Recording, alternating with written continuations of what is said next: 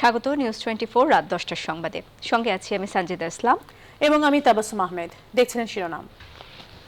সংবাদে এছাড়াও থাকছে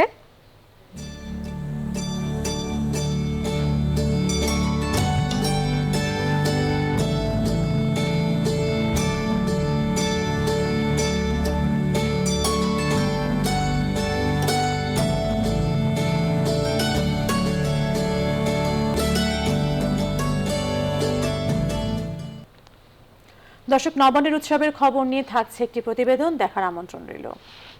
এবারে পুরো খবর।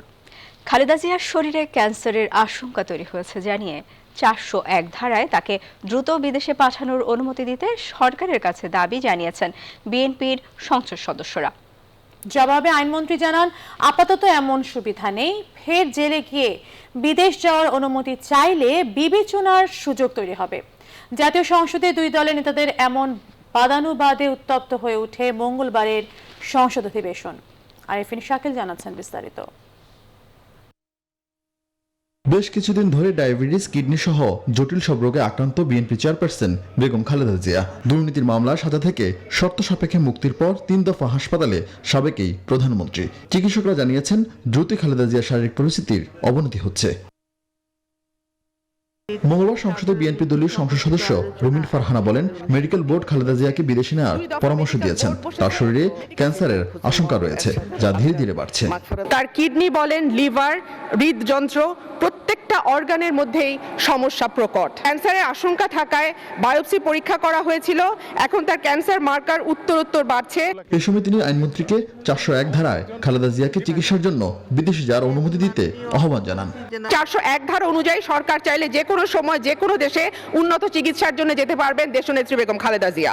জবাবে আইনমন্ত্রী সাফ জানিয়ে দেন, এখন সুযোগ নেই।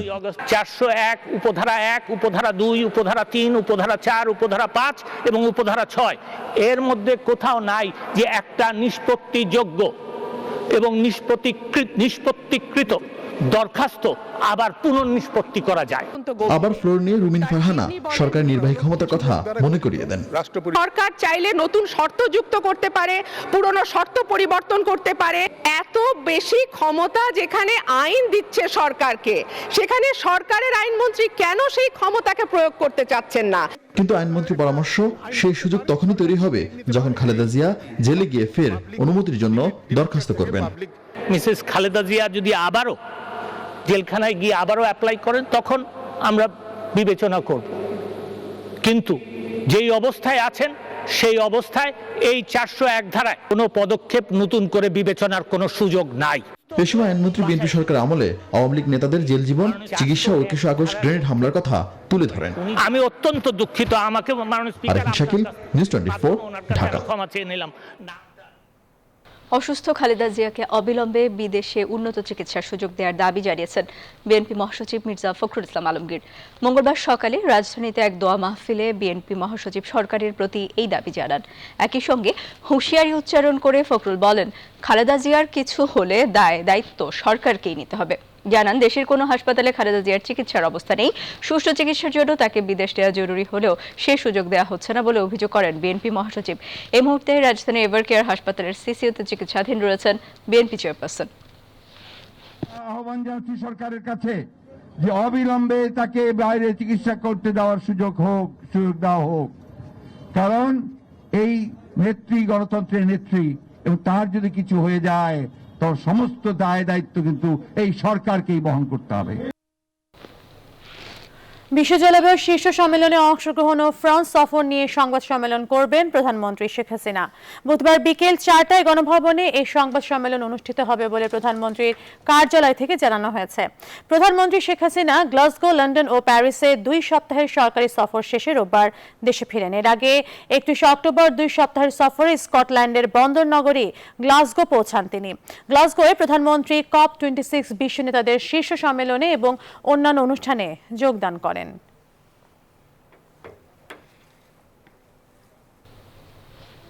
জোটগত নয়, 90-এর মডেলে যুগপৎ আন্দোলনের পথে হাঁটতে চায় বিএনপি।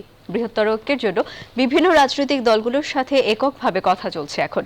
ঐক্যের ক্ষেত্রে জামায়াতকে নিয়ে এক মঞ্চে আন্দোলনে অনেকের আপত্তি থাকায় বিকল্প পথ বেছে নিয়েছে দলটি। আলাদা আলাদা মঞ্চে বা জোটে থেকেও একই উদ্দেশ্য নিয়ে কর্মসূচি পালন করে আন্দোলন সফল হবে বলে মনে করছেন সরকার বিরোধী রাজনীতিকরা। তবে এ বৃহত্তর ঐক্যে কারা কারা যুক্ত হচ্ছেন সে বিষয়ে এখনই মুখ খুলতে চায় না বিএনপি। মারুফুর রহমানের প্রতিবেদন। সম্প্রতি শেষ হওয়া বিএনপির সিরিজ বৈঠক থেকে যে কয়টি সিদ্ধান্ত এসেছে তার মধ্যে অন্যতম হলো বৃহত্তর ঐক্যের মাধ্যমে সরকার পতনের আন্দোলনে যাওয়া। এরই মধ্যে বিভিন্ন অনুষ্ঠানে দলের মহাসচিব সহ সিনিয়র নেতারা তাদের বক্তব্যে এই আহ্বান জানাচ্ছেন।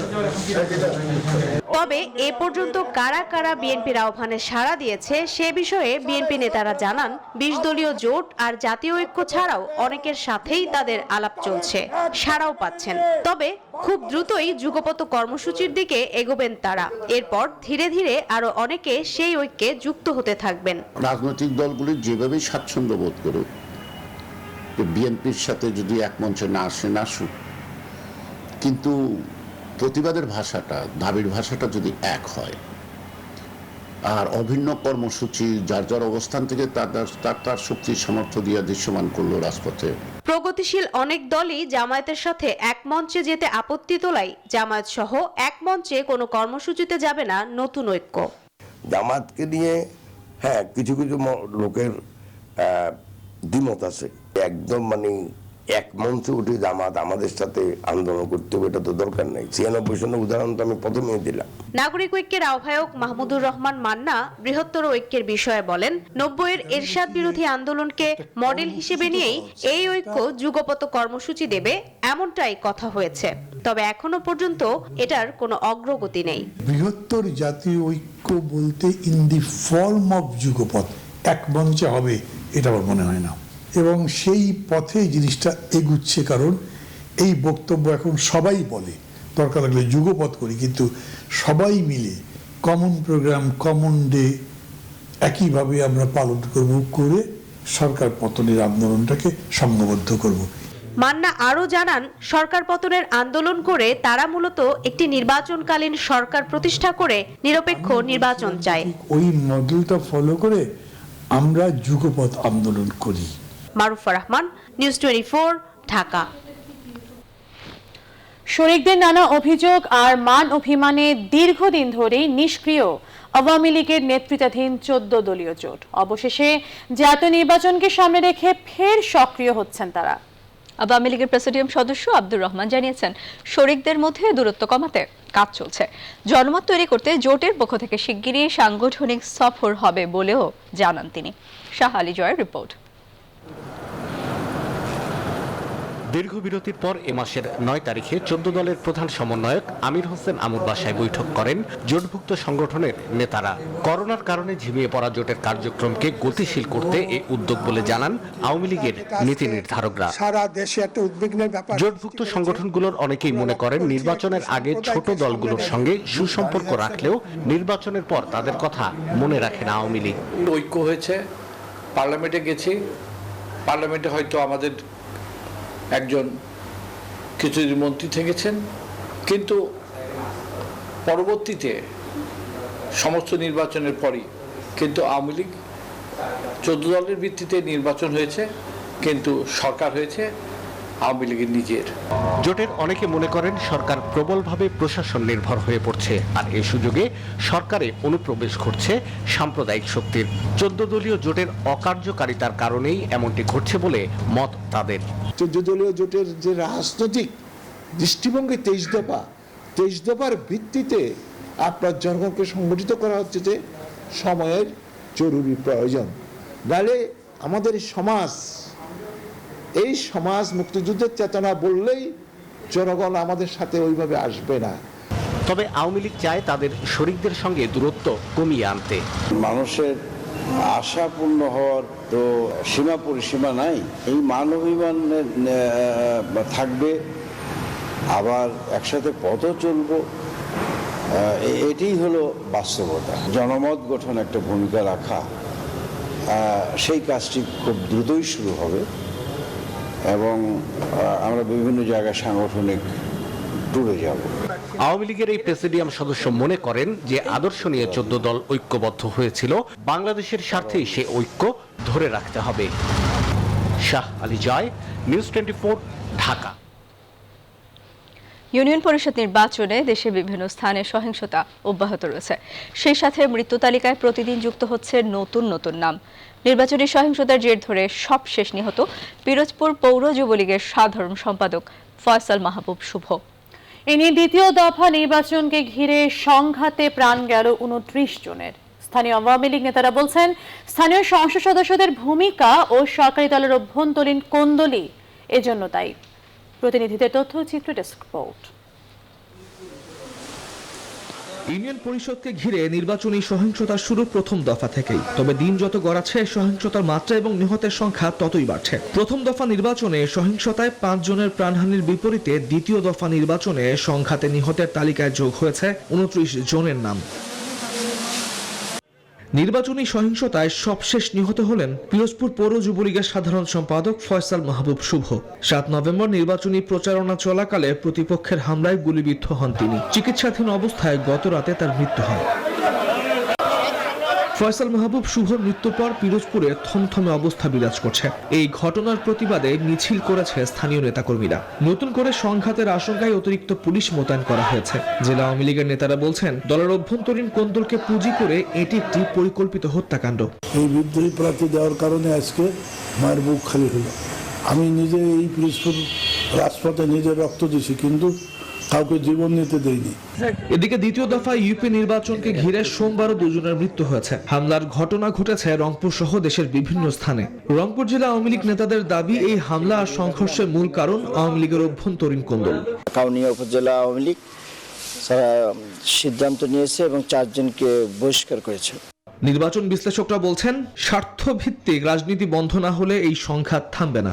রাজনীতিতে যুক্ত হলেই, রাজনৈতিক দলের কোনো পদ পদবি পেলেই কিংবা এই সকল নির্বাচিত পদ পদবি পেলেই তারা রাতারাতি বিত্তশালী হওয়ার সুযোগ পায় এবং অনেক অন্যায় করে পার পেয়ে যাওয়ার সুযোগ পায়।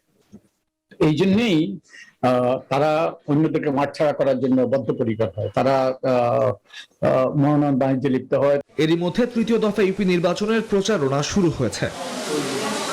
Desk report, news 24। আইন শৃঙ্খলা বাহিনীর ভুয়া পরিচয়ে টিকটক বানিয়ে ও শতাধিক নারীর সঙ্গে প্রতারণার সম্পর্ক তৈরি করে অর্থ আত্মসাৎই ছিল টিকটক রাজের মূল কাজ। সেই টিকটকার রাজ এখন র্যাবের হাতে গ্রেপ্তার। রাজধানীর মোহাম্মদপুর এলাকায় অভিযান চালিয়ে গ্রেফতারের সময় তার কাছ থেকে র্যাবের ইউনিফর্ম এবং প্রতারণার কাজে ব্যবহৃত মোবাইল, সিম ও বাঁশি জব্দ করা হয়। প্রাথমিক জিজ্ঞাসাবাদে অপরাধ স্বীকার করেছে রাজ। বিস্তারিত মৌ খন্দকারের প্রতিবেদনে। রাজ ওরফে আব্দুর রাকিব ওরফে খোকন, শিক্ষাগত যোগ্যতা এসএসসি। আগে গার্মেন্টসে থাকলেও বর্তমানে ছিলেন বগুড়ায় এক আবাসিক হোটেলের নিরাপত্তা কর্মী। প্রথম স্ত্রীর সঙ্গে বিচ্ছেদের পর গেল 1.5 বছরে র্যাব কর্মকর্তা পরিচয়ে 3 বিয়ে করেছেন। সম্প্রতি বিজিবির র্যান্স নায়ক হিসেবে র্যাবে বদলি বলে পরিচয় দিতেন। 2 বছর ধরে টিকটক, ফেসবুক, ইমো, হোয়াটসঅ্যাপ সহ বিভিন্ন মাধ্যমে র্যাবের পরিচয় দিতেন। টিকটক রাজুর 20 লাখের বেশি ভিউ ও প্রায় 15 লাখ ফলোয়ার। নিম্নবিত্ত পরিবারের সন্তান হয়েও নিজেকে পরিচয় দিতেন উচ্চবিত্ত।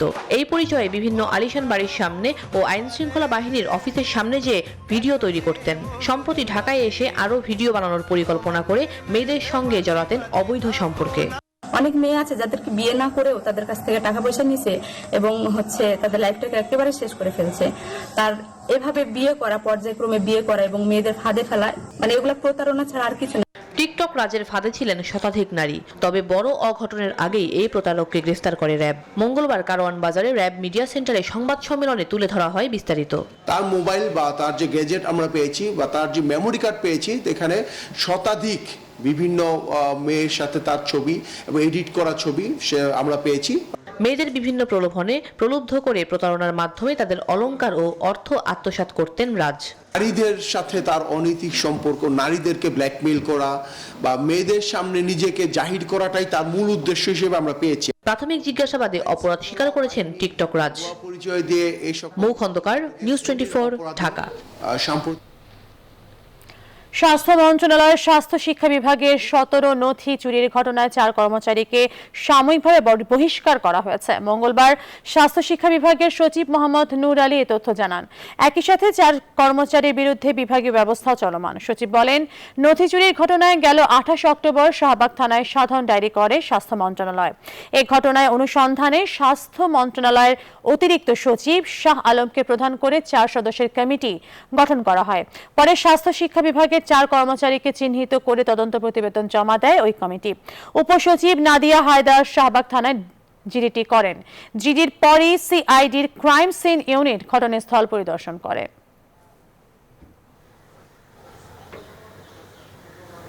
চারজনকে সাময়িক বরখাস্ত করা হয়েছে, এখন প্রসিডিং চলছে, এটা চলমান হবে। লাস্ট অফ অল ফাইনাল যে ডিসিশন হবে, জাজমেন্ট হবে সেই অনুযায়ী। এটা এখন ডেজিগনেশন বলতে পারবো না, নিচের পর্যায়ে। একদিকে মানুষের ভালোবাসা, অন্যদিকে নিথর দেহ ফুলে ফুলে ঢাকা। শ্রদ্ধা আর ভালোবাসার এত ভিড়ে শেষ বিদায় আগুন পাখির জনক হাসান আজিজুল হকের। চিরনিদ্রায় শায়িত হলেন রাজশাহী বিশ্ববিদ্যালয়ের লাইব্রেরির সামনে। এসে বাপির ক্যামেরায় কাজী শাহেদের প্রতিবেদন। অবিভক্ত বাংলায় জন্ম নেয়া হাসান আজিজুল হকের লেখায় বারবার উঠে এসেছে দেশভাগের ক্ষত। আমৃত্যু সংগ্রামী এই মানুষটি বাংলা সাহিত্যকে অসাধারণ সব ছোট গল্প আর উপন্যাসে সমৃদ্ধ করেছেন। চিরবিদায় নিলেও এসবের মধ্যেই তিনি রেখে গেছেন মানুষের জয়গানের গাথা। তিনি বড় মাপের একজন কথাশিল্পী, উপমহাদেশের শ্রেষ্ঠ কথাশিল্পী হিসাবে আমরা তাকে চিহ্নিত করতে পারি। দানকৃত জীবনকৃতি, গৌরব, সৌরভ আমাদেরকে অনুপ্রাণিত করবে। শহীদ মিনারে শ্রদ্ধা জানাতে এসে সবাই বললেন, একজন হাসান আজিজুল হকের প্রয়াণ তাদের কাছে বড় বিয়োগের অঙ্ক, যে অঙ্কের ফলাফল কেবলই শূন্যতা। সাহসী সৈনিক তৈরির যে অভিভাবকত্ব, সেদিক থেকে সকল ক্ষেত্রেই কথা সাহিত্যিক হাসান আজিজুল হক ছিলেন অভিভাবক।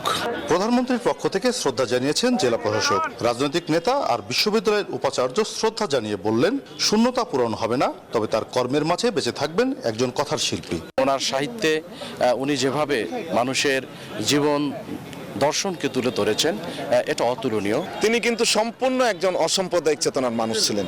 এই মুহূর্তে তিনাকে আমাদের খুব প্রয়োজন ছিল। কারো শূন্যতায় কেউ পূরণ করতে পারে না, অনুধাবন করে সেটাকে পঠন পাঠন অধ্যয়নের মাধ্যমে হয়তো কেউ অনুপ্রাণিত হতেও পারে। উজানে বসে তিনি লিখতে চেয়েছিলেন মাটির বাড়ি যতদিন, চন্দ্র সূর্য ও তরলাবালা, শুরু করেও শেষ করতে পারেননি। অনন্তকালের যাত্রায় চলে গেলেন কথার শিল্পী। রাজশাহী বিশ্ববিদ্যালয়ের লাইব্রেরির সামনে থাকবেন চিরনিদ্রায়। কাজী শাহেদ, নিউজ 24, রাজশাহী। ঝালকাঠির সুগন্ধা নদীতে একটি তেলবাহী জাহাজে অগ্নিকাণ্ডের ঘটনায় দগ্ধ 5 জন মঙ্গলবার মারা গেছেন। তারা সবাই ঢাকায় শেখ হাসিনা বার্ন ও প্লাস্টিক সার্জারি ইনস্টিটিউটে চিকিৎসাধীন ছিলেন।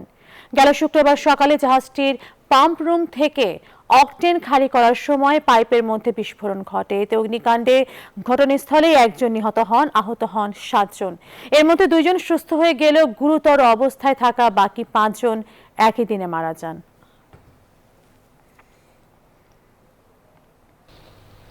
এবার দেশের করোনা পরিস্থিতি। দেশে 24 ঘন্টায় করোনা আক্রান্ত রোগী শনাক্ত হয়েছেন 213 জন, মারা গেছেন 2 জন। এ নিয়ে এখন পর্যন্ত করোনায় মারা গেছেন 27,928 জন এবং শনাক্ত হয়েছেন 15,72,948 জন। আর 24 ঘন্টায় শনাক্তের হার 1.03%। এদিন সুস্থ হয়েছেন 223 জন এবং এখন পর্যন্ত সুস্থ হয়েছেন 15,36,967 জন। 24 ঘন্টায় মৃত্যুবরণকারী 2 জনই নারী। তাদের বয়স 51 থেকে 60 বছরের মধ্যে। বিভাগ বিশ্লেষণে দেখা যায় মারা যাওয়া 2 জনই ঢাকা বিভাগের এবং তারা সরকারি হাসপাতালে মারা গেছেন।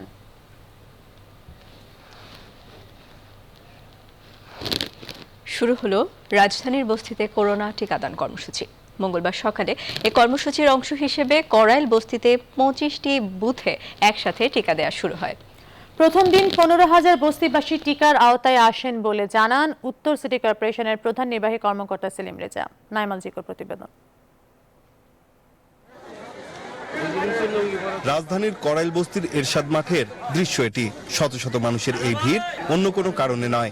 এই ভিড় করোনা ভাইরাসের প্রতিষেধক টিকা নিতে আসা মানুষের। বস্তিতে টিকাদান কর্মসূচির প্রথম দিন করাইল বস্তির 8টি পয়েন্টে এভাবেই মানুষ ভিড় করেন।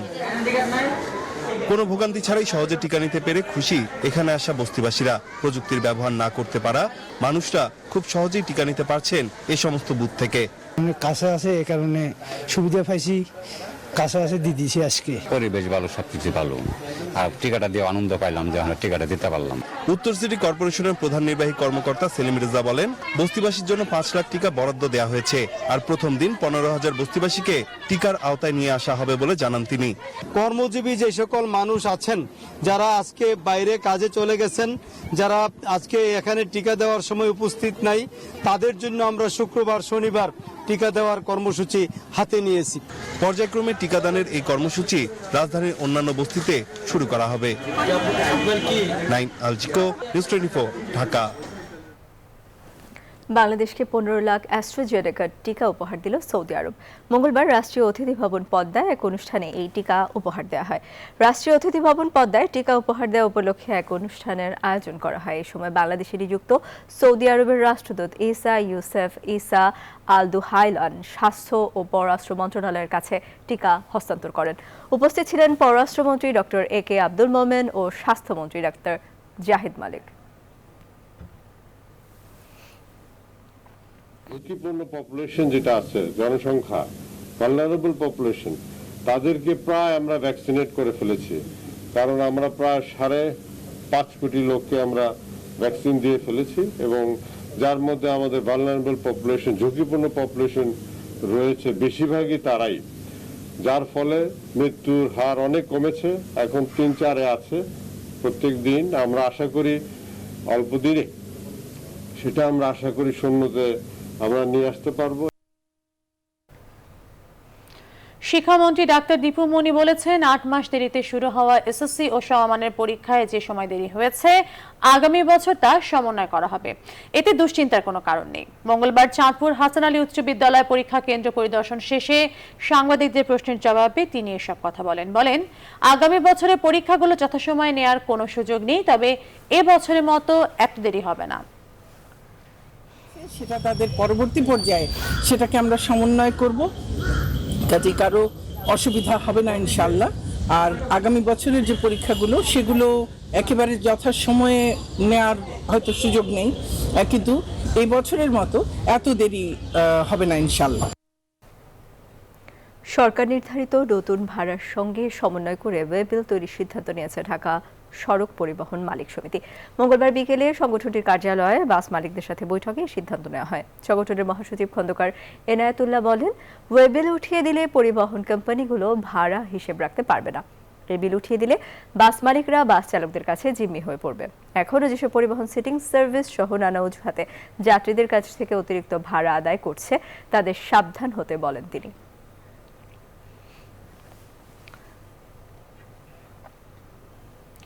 আগামী বছরের ডিসেম্বরে 10 থেকে 12টি ট্রেন দিয়ে দেশে প্রথমবারের মতো যাত্রা শুরু করবে মেট্রো রেল। চলবে রাজধানীর উত্তরার দিয়াবাড়ি থেকে আগারগাঁও পর্যন্ত।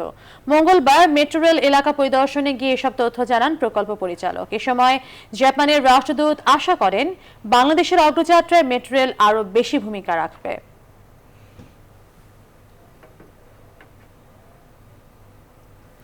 টাঙ্গাইলের মির্জাপুর আসনে আওয়ামী লীগের সংসদ সদস্য মোহাম্মদ একাব্বর হোসেন হাসপাতালে চিকিৎসাধীন অবস্থায় মারা গেছেন।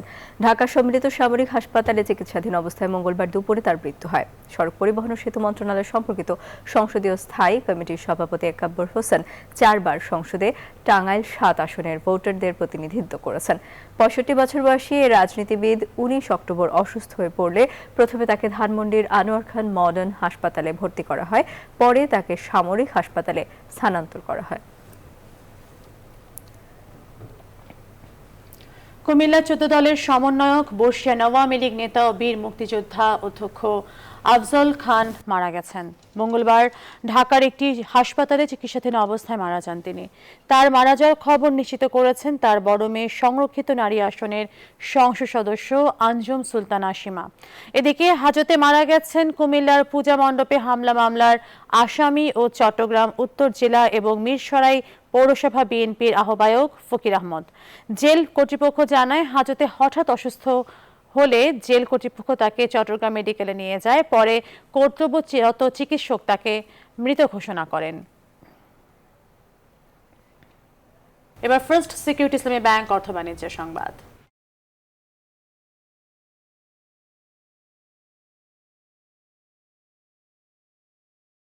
যমুনা ব্যাংক ফাউন্ডেশনের উদ্যোগে ও অর্থায়নে ঢাকা শহরের বিভিন্ন মহল্লায় চিকিৎসা সুবিধা বঞ্চিত দরিদ্র নারী ও শিশুদের বিনামূল্যে চিকিৎসা দেওয়ার জন্য তেজগাঁও শিল্প এলাকায় ভ্রাম্যমাণ ফ্রি মেডিকেল সার্ভিসের উদ্বোধন করা হয়েছে।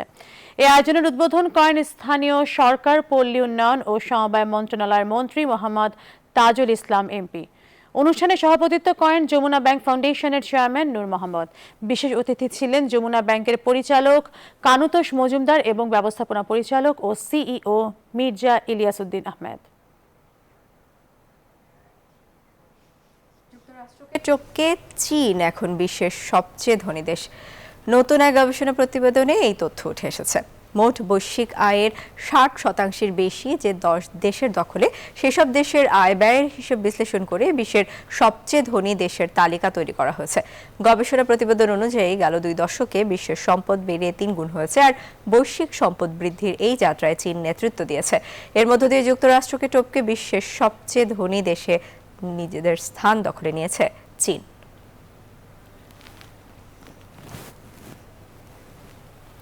ধনী দেশে এমন তালিকা প্রকাশের আগে অবশ্য রাগ আর ক্ষোভকে চাপা রেখেই অবশেষে ভার্চুয়াল বৈঠকে যুক্ত হলেন মার্কিন প্রেসিডেন্ট জো বাইডেন এবং চীনা প্রেসিডেন্ট শি জিনপিং। আলোচনায় নিজেদের মধ্যে উত্তেজনা কমাতে একমত হয়েছে বৈশ্বিক এই দুই পরাশক্তি। শুরু হওয়া বৈঠকে উঠে আসে মানবাধিকার আর নিরাপত্তা ইস্যু। বিশ্লেষকরা আশা করছেন আলোচনার মাধ্যমে শীর্ষ দুই অর্থনীতির দেশের বিরোধ খানিকটা হলেও কমতে শুরু করবে। মুক্তির পর দেশব্যাপী সাড়া ফেলেছে কান উৎসবে প্রশংসা পাওয়া সিনেমা রেহানা মরিয়ম নূর। প্রতিদিনই দর্শকদের সরাসরি প্রতিক্রিয়া জানতে বিভিন্ন প্রেক্ষাগৃহ ঘুরে বেড়াচ্ছেন বাঁধন সহ সিনেমার সব কলাকুশলীরা। বিস্তারিত জানাচ্ছেন ফাতেমা কাউসার। রেহানা মরিয়ম নূর, যার ওয়ার্ল্ড প্রিমিয়ার হয় কান চলচ্চিত্র উৎসবে। কানে প্রশংসিত হওয়া এই সিনেমা বাংলাদেশের প্রেক্ষাগৃহে মুক্তি পায় 12 নভেম্বর। মুক্তির আগে চলচ্চিত্রটি অর্জন করে 2টি আন্তর্জাতিক পুরস্কার। এশিয়া প্যাসিফিক স্ক্রিন অ্যাওয়ার্ডস 2021-এ সেরা অভিনেত্রী পুরস্কার জিতেছেন অভিনেত্রী আজমেরি হক বাঁধন। পরিচালক হিসেবে সেরা হয়েছেন আব্দুল্লাহ মাহমুদ সাদ। 12 নভেম্বর প্রেক্ষাগৃহে মুক্তির পর বাংলাদেশের দর্শকদের প্রশংসাও কুড়াচ্ছে সিনেমার কলাকুশলীরা। দর্শকদের সরাসরি প্রতিক্রিয়া জানতে প্রতিদিনই বিভিন্ন হলে ঘুরে বেড়াচ্ছেন সংশ্লিষ্টরা। কেউ মানুক বা না মানুক, এটা তার মানসিক একটা শক্তি যেটা দেখিয়েছে। রেহানা মরিয়ম যিনি করেছেন বাঁধন আপু, এক্সিলেন্ট। আমার ওনার মেয়ের অভিনয় খুব ভালো লেগেছে। টিভিতে দেখছি, আর ওকে আমি এমনি অনেক আগের থেকে চিনি, ফেসবুকে ম্যাগাজিনে দেখছি ওর মেয়ে সহ। হ্যাঁ, সিনেমা শুনছি অনেক ভালো। বাংলা ভাষায় এমন খুব ভালো একটা মুভি হয়েছে, সত্যি আই এম রিয়েলি অ্যামেজড। খুব ভালো লেগেছে, এরকম মুভি আরো এক্সপেক্ট করি। এদিকে মুক্তির 4 দিন পর মিলে আরও একটি আন্তর্জাতিক স্বীকৃতি। 18তম হংকং এশিয়ান ফিল্ম ফেস্টিভ্যালের নিউ ট্যালেন্ট অ্যাওয়ার্ড জিতে নিয়েছে রেহানা মরিয়ম নূর। অনেক বাচ্চাদের রিয়াকশন পেয়েছি, যারা 12-13 বছর 14 বছরের বাচ্চা। আমি ওগুলোতে আসলে বেশি মুগ্ধ, কারণ আমার কাছে মনে হয়েছে যে আমি আমার মেয়ের জন্য আসলে এই পৃথিবীটা চাই না। যে কোভিড টাইমে সিচুয়েশন চেঞ্জ করার পরে আমরা এখন যে সিচুয়েশন পার করছি, তার ভিতরে যে পরিমাণ অডিয়েন্স আসছে হলে আমাদের ছবিটা দেখছে, এটা আমি বলবো ঠিকঠাক আছে। মাত্র 12টি প্রেক্ষাগৃহ দিয়ে শুরু হলেও দর্শক চাহিদা থাকায় সামনে হল সংখ্যা বাড়ার কথা জানান সংশ্লিষ্টরা। ফাতেমা কাউসার, নিউজ 24, ঢাকা। এবারে খেলার খবর। পাকিস্তানের বিপক্ষে 3 ম্যাচের টি20 সিরিজের জন্য মাহমুদুল্লাহ রিয়াদকে অধিনায়ক করে 16 সদস্যের দল ঘোষণা করেছে বাংলাদেশ ক্রিকেট বোর্ড। চোটের কারণে দলে নেই সাকিবুল হাসান। বিশ্বকাপে হতাশাজনক পারফর্ম করে জায়গা হারিয়েছেন সৌম্য, লিটন ও মুশফিক। আর প্রথমবারের মতো ডাক পেয়েছেন অনূর্ধ্ব-19 বিশ্বকাপ জয়ী অধিনায়ক আকবর আলী। বিকেলে মিরপুর হোম অফ ক্রিকেটে দল ঘোষণা করেন প্রধান নির্বাচক মিনহাজুল আবেদিন নান্নু। ভারতের সঙ্গে যৌথভাবে 2031 সালের ওয়ানডে বিশ্বকাপের আয়োজন করবে বাংলাদেশ। মোট 8টি টুর্নামেন্টের আয়োজক হবে 14 দেশ। 11টি পূর্ণ ও 3টি সহযোগী দেশে বসবে আসরগুলো। 2024 থেকে 2031 সাল পর্যন্ত সময়কালে সব মিলিয়ে 2টি ওয়ানডে, 6টি টি20 বিশ্বকাপ ও 2টি চ্যাম্পিয়ন্স ট্রফি অনুষ্ঠিত হবে। এক টুইট বার্তায় এসব তথ্য জানিয়েছে আইসিসি। 2025 চ্যাম্পিয়ন্স ট্রফির মধ্য দিয়ে আবারও পাকিস্তানে ফিরতে যাচ্ছে আন্তর্জাতিক ক্রিকেটের আসর। 2024 পুরুষ টি20 বিশ্বকাপ হবে যুক্তরাষ্ট্র ও ওয়েস্ট ইন্ডিজে। 2025 চ্যাম্পিয়ন্স ট্রফির আয়োজক পাকিস্তান। এছাড়া 2026 টি20 বিশ্ব আসরের যৌথ আয়োজক শ্রীলঙ্কা ও ভারত। 2029 চ্যাম্পিয়ন্স ট্রফির স্বাগতিক দেশ ভারত। শেষ করব নবান্ন উৎসবের খবর দিয়ে। আজ পহেলা অগ্রহায়ণ। গ্রাম বাংলার ঘরে ঘরে শুরু হয়েছে নবান্ন উৎসব। কৃষকের ঘরে উঠবে নতুন ফসল। ঐতিহ্যবাহী এই নবান্ন উৎসবকে ঘিরে ভোর থেকে রাজধানীর শিল্পকলা একাডেমির নন্দন মঞ্চ চত্বর মেতে উঠে সঙ্গীত, নৃত্য, আবৃত্তি, ছন্দ, তাল আর সুরের মূর্ছনায়। সুকন্যা আমির জানাচ্ছেন বিস্তারিত। গ্রাম বাংলার মাঠ জুড়ে এখন হলুদ সবুজে একাকার। সোনালী ধানের প্রাচুর্যে নয়াভিরাম প্রকৃতি, আমন ধানের মৌ মৌ গন্ধে ভরে উঠবে কৃষকের বাড়ির উঠোন। নব অন্নকে স্বাগত জানাতেই নবান্ন উৎসবের এই আয়োজন। নাগরিক জীবনে নতুন ফসল কাটার দৃশ্য নেই, তবে রাজধানীর শিল্পকলার নন্দন মঞ্চ প্রাঙ্গণ যেন ভোর থেকেই সেজে ওঠে চিরচেনা এক টুকরো ক্ষুদ্র গ্রামের সংস্করণে। এই ঋতুগুলোকে আহ্বান জানিয়ে আমরা সবাইকে জানান দিই যে সেই ঋতুটি এসেছে। নবান্নের অর্থ অনেকে বুঝুক বা না বুঝুক, কিন্তু একটা সম্মেলন ঘটছে, এটা কিন্তু বিরাট ব্যাপার। মুড়ি, মুড়কি, মোয়া আর হরেক রকমের পিঠাপুলির পসরা, সাথে বাঁশি আর বেহালার সুরে রাগ সঙ্গীতে আবহন করা হয় নগরবাসীর নবান্ন উৎসব। নাচ, গান, কথন আর কবিতা। আর এই ছিল রাত 10টার সংবাদের আয়োজনে। এতক্ষণের সাথে থাকার জন্য ধন্যবাদ সবাইকে।